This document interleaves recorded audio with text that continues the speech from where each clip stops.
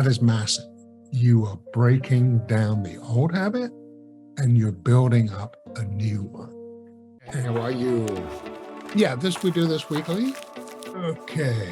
Yeah, so I wondered what would be your opinion on things like, for example, right, I understand that you have like gambling or alcohol that triggers the circuits with, a dope and stuff like that. But why would what would you say is the reason for why some people can just take it or leave it and then other people get hooked on it?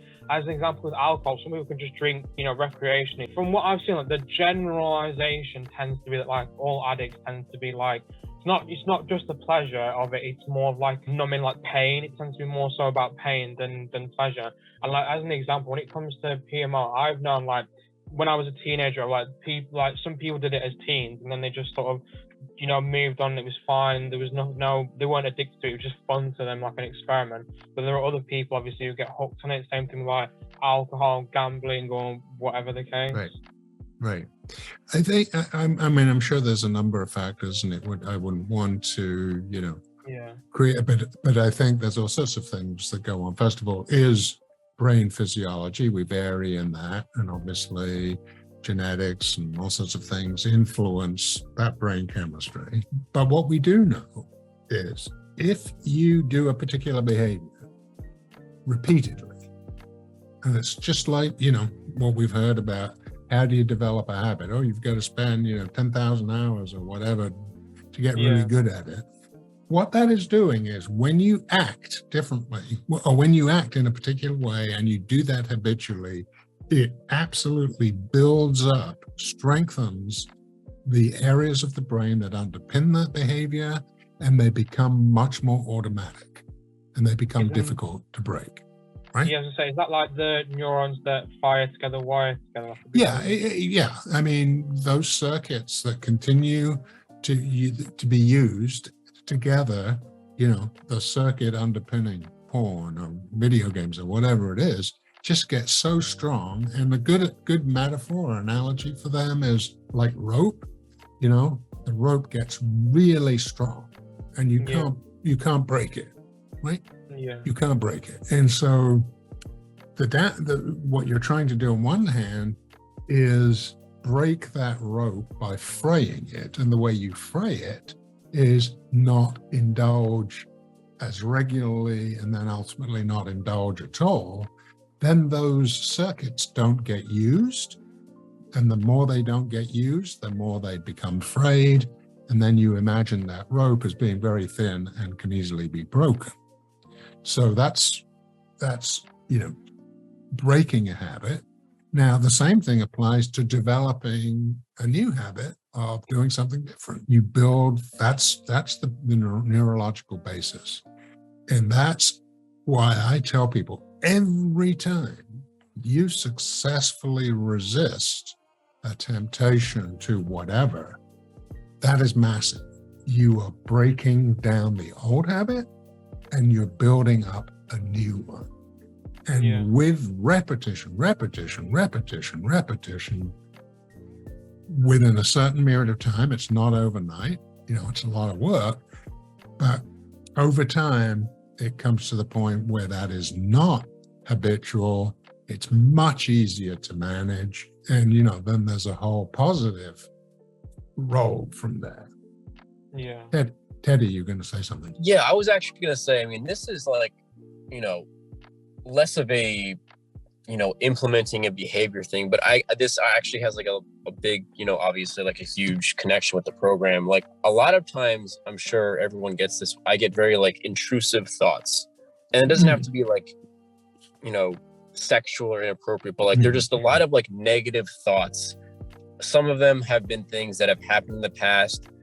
A lot of times I've noticed they're kind of thoughts that I have thoughts of like situations that like I imagine they have happened, even though they're not real. The thoughts of situations that I want to happen, or that, anything else. But a lot of the times I've noticed a lot of the thoughts that come into my head are very related to very negative situations. And the situations that I'm thinking of have never actually really happened. I don't know if that's a way that I'm coping with kind of stress. I know that sounds weird. Sometimes it's their thoughts of things that have happened, and sometimes the thoughts of things that haven't happened.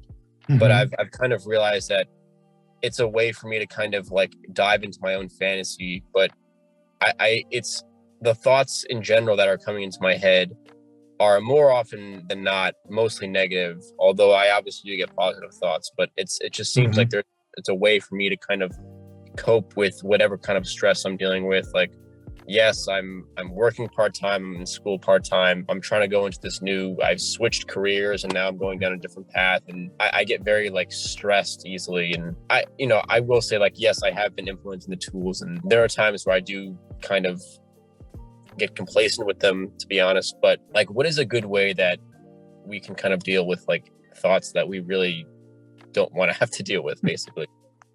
No, yeah, I think, and you think of them, where thoughts come from. They could be cued by anything, come from obviously the subconscious too. And I think you have to stop. And just because a thought is in your head doesn't make it true or valid or something you have to pay attention to, right? So I think you have to be aware that random thoughts like that don't necessarily have any significance whatsoever, right? And it's just as and certainly if there is the same theme, being sort of rather self-deprecating or doubtful about yourself, then that can manifest itself in many different thought processes or ideas, right? Just like it would in a dream. Oh, I was in this dream and I was meant to do this and I couldn't do it. And, it's the same thing. And one really has to challenge those and say, stop. And, I have no idea where that comes from. There's no validity to it whatsoever. A lot of our thoughts don't really have validity. They're just thoughts. And I'm not going to engage in it. I think that's important. I think that happens to all of us, whether they seem to be random thoughts or come from interpretations. But that is important, I think, to recognize that just because a thought pops into your head does not make it valid or worthy of attention, actually. Whenever you're ready, here are 4 ways that Porn Reboot can help you out for free. The first way is to subscribe to our channel and make sure that you click on the notification bell to get a new video every other day. The second way is to actually get a free copy of my book, Confessions of a Porn Addict, 7 Secrets of Porn-Free Men, where you'll learn about my personal struggle and the lessons I learned over the past 14 years, as well as get strategies for putting together your own personalized reboot plan and ending your compulsive behavior with pornography or masturbation. So click on the link in the description below this video to get the free ebook.